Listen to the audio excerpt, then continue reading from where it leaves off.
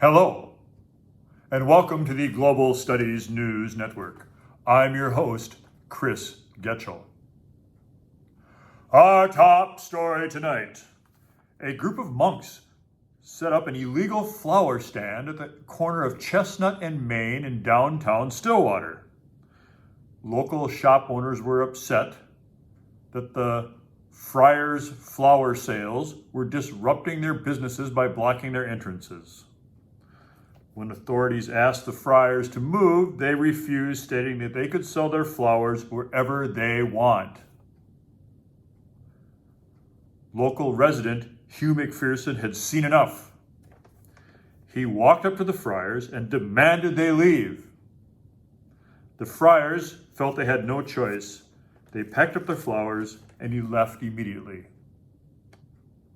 Apparently, Hugh, and only Hugh, can prevent florist friars. More at 11.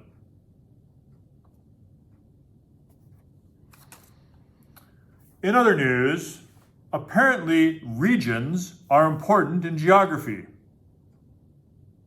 Let's learn more. We'll often talk about regions in geography. There are three types of regions we'll be referring to.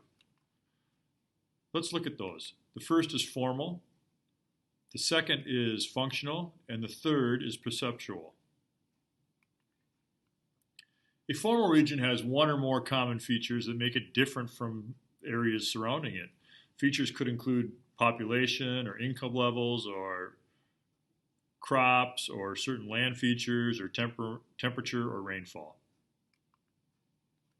The Sahel is a dry region on the continent of Africa that lies between the Sahara Desert to the north and the wetter rainforests of the south.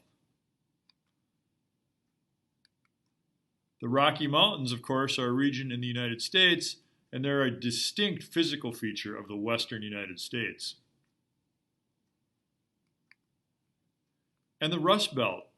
This was once a thriving industrial area in the Midwest and the Northeast, and it got its name as factories began to close during the 70s and 80s, giving it the nickname the Rust Belt region.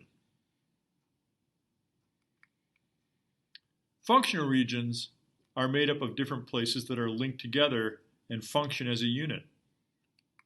So, for example, a city transit system is an example of a functional region because it links places together using buses and trains. Cities could be considered a functional region as well. For example, there's Stillwater, but Stillwater provides the shopping center for suburbs and rural residents and industrial areas, linking them all together. And perceptual regions. Our culture, way of life, and life experiences influence how we perceive the world. Perceptual regions reflect human feelings. For example, if someone from Minnesota says, "I'm going up north this weekend," it certainly means something different to you and I as Minnesotans than to someone who lives, say, in Texas, because our perception of up north is different than somewhere else in the country where some other person might live. So it's how we perceive the place that we're talking about. Home is another example of perceptual regions. Sometimes a person, for example, if they live in Indiana or they were born and raised in Indiana, but they now live in Minnesota and work here, when asked where their home is, they may still refer to Indiana as home because that's where they were born and raised, and they think of that as home. Even though they may have lived and worked here in Minnesota for years, they may say, "Yeah, we're going home for Christmas," meaning back to where they were born and raised. So there's no right or wrong answer. It's how you perceive it, or how the person you're talking to perceives it. Intriguing.